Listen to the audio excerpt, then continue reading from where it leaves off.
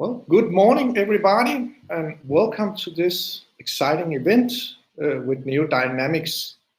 With me today, I have CEO Anna Eriksrud and the CFO, Aaron Wong. If you're more than welcome to post your questions, this is a pure Q&A session, so no slides. For the audience to post questions, please post them on your right lower side of the screen, and I will take them as they pop up. So welcome, Anna, and welcome, Aaron. Thank you. Hi. The first question, just for the listeners, you know, that there's so many things is going on in the company.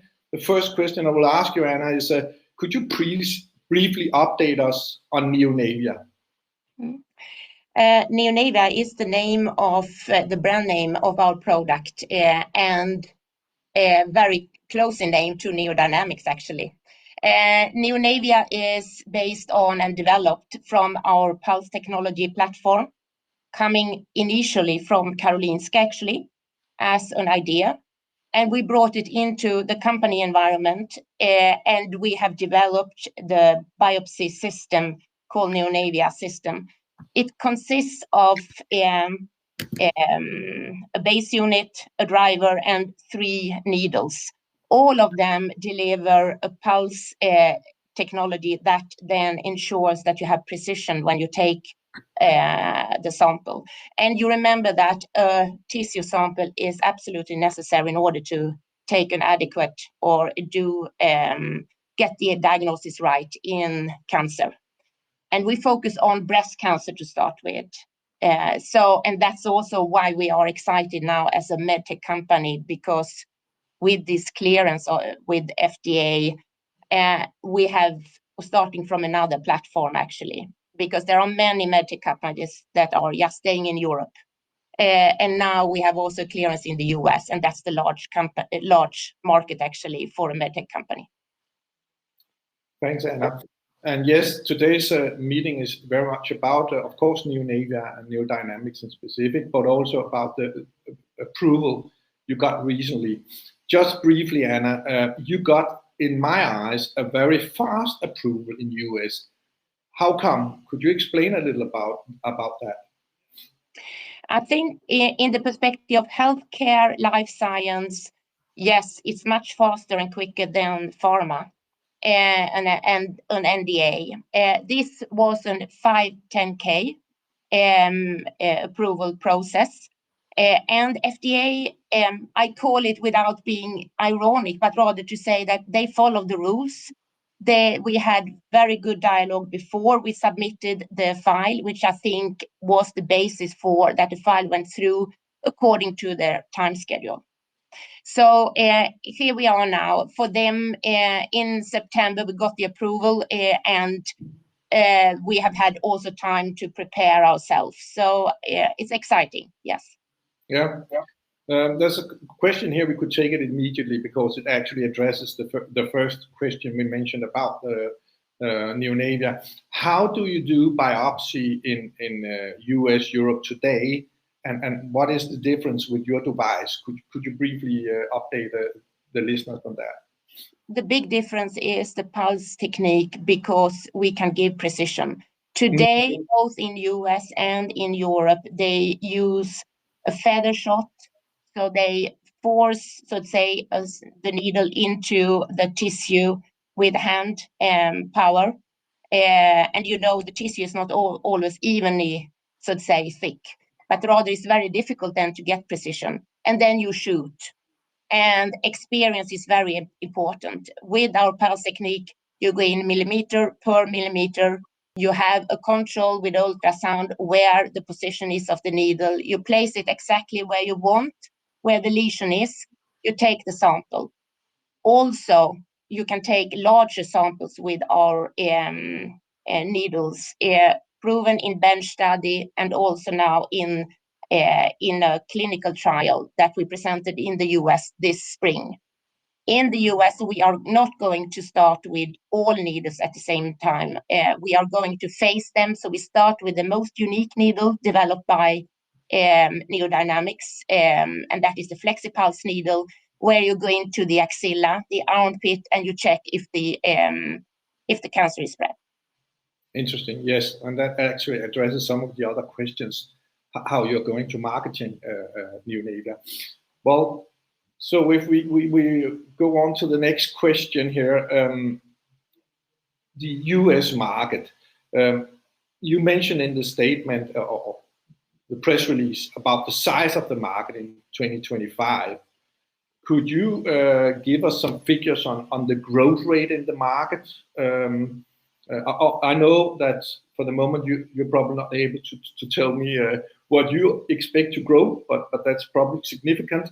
But more the market, is it 4-5% or is it 10-15%? So we reach these $830 million in 2025. I know it's an estimate. I'll take this one. Yes, absolutely. So in previous press releases, we've said that the market in the US is between $800 and $900 million. So we're close to $1 billion market. And it's safe to say that the US is the home of medtech. So it's extremely important that we have a presence there. Up until the forecasted market share, I mean, it is 800 to 900, and with, I would say, high single-digit growth rates up until then, probably in the 8-9%. Yeah. So yeah, we're very excited about this. Interesting. Thanks a lot, Aaron. And in terms of sales, there's a question here. I think it's important to address. You are not putting efforts in Europe on hold and then focus on Europe.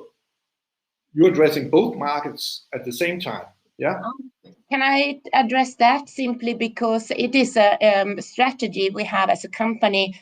We have a small dedicated team in Germany, in UK, consisting of 3 people, each so to say country, which means they can cover the top university centers. These university centers are like platforms for international networking among the doctors. So they will be very useful now when we go into the US, because of course they know their colleagues, they've been to the US, work there, some of them as well. So we continue working in Europe with these centers. We are not spreading more than necessary, because this is very much to handhold the doctors, to be in the clinic, to be the partner with the clinic, etc. But we are growing there per hospital, and I think that it is important to understand, once you have the equipment in the hospital, I would say that per hospital you will gain a market share that is, by end of the second year, almost 50%, because you will not use the other needles. Regarding the first needle that we go out now in US, we do it with the needle where we can challenge surgery. And surgery is very expensive, and the insurance companies are very much aware if there is any other less invasive method that can replace surgery. And this is what we have documented and presented in Savannah in May, where we showed how you actually can take biopsies in all cases of axilla lymph node biopsies. Not only the most easy one, which they do today, but also in the cases where you today send them for surgery. So we have a case of efficacy there that is very interesting, also for the insurance companies and the payers.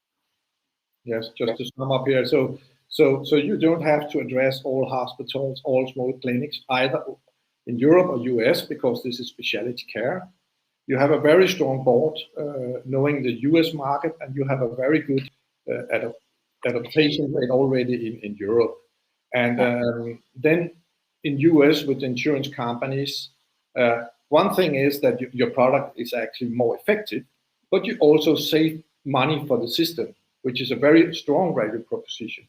If I'm correct. And then of course, in the long term, the company, I believe, will find a partner long term that can be very short term as well, depending on who we meet, because it is a good matching point when you meet physicians in their office and they see how we work and they think of other companies that are there, etc. But we want to go out with a few so to say, very senior and experienced salespeople in the US as well to show the case. Yeah, and that brings me to the next question about the launch in the US market. You already mentioned that you only need a couple of representatives. When are you starting, and how many representatives are we talking about? Just to dive a little further into this. Yeah. Good question. I mean, we've already started the groundwork. I mean, that's important to say. We've not been sitting around whilst we have been waiting for the FDA approval. So we have people in place that have started in the US. However, the kind of main commercialization we see happening in 2023. We've got 3 people that we have internally that are working towards this. We've got Anna Forsberg, who's been working hand in hand with the FDA. She's also very strong on the clinical side, and she's based in the US. We have Magnus Brecht, who's been on the channel before and has given interviews about how he will lead the commercialization efforts in the US. He's been living in the US for about 20-25 years now.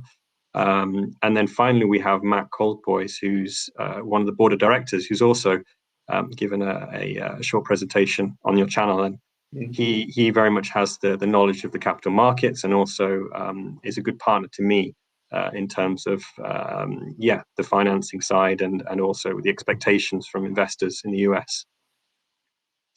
And we will start to release more information in the autumn and in Q4 about how we intend to go about this to keep everybody up to date. Yeah.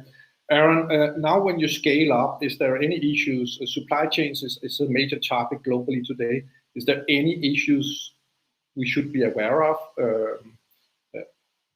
when you launch into the US market? Could you elaborate a little on that? I think that in terms of supply chain, we will face the same issues that I guess any other company has in the current climate.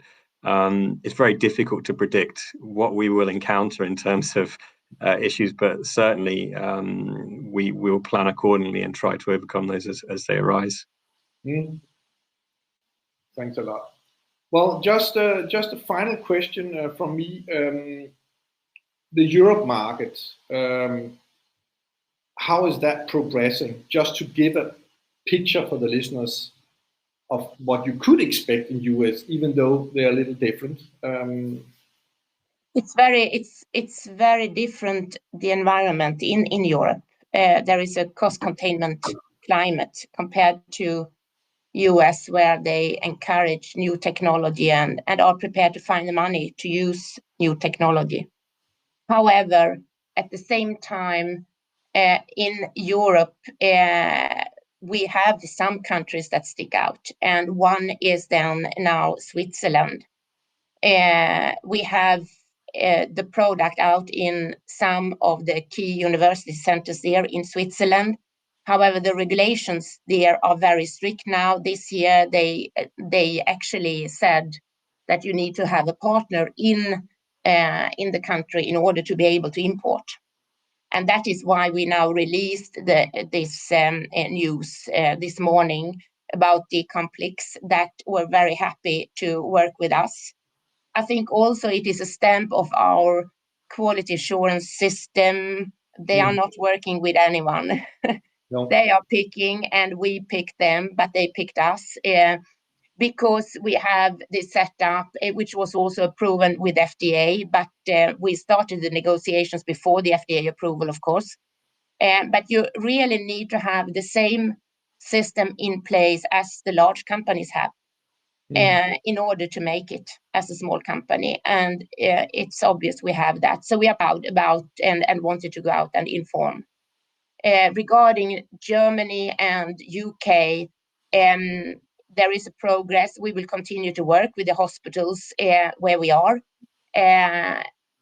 But I would like to say that we have together with all of the healthcare, so say all the specialist areas, you feel the burden from the pandemic situation with they don't have enough personnel.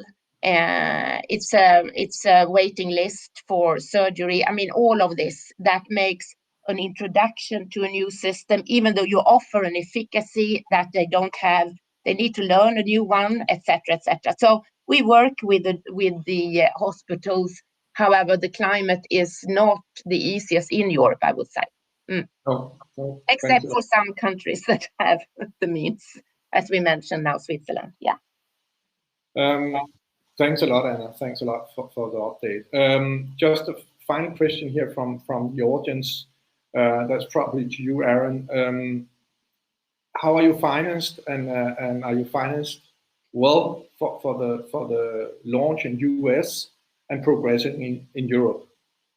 Well, I mean, going back to the rights issue that we had earlier on the year, raising 70 million crowns just before transaction costs, we're financed fine for the upcoming 9 months perhaps, and we will be focusing both, as Anna said, on the US and the European markets and splitting our resources accordingly.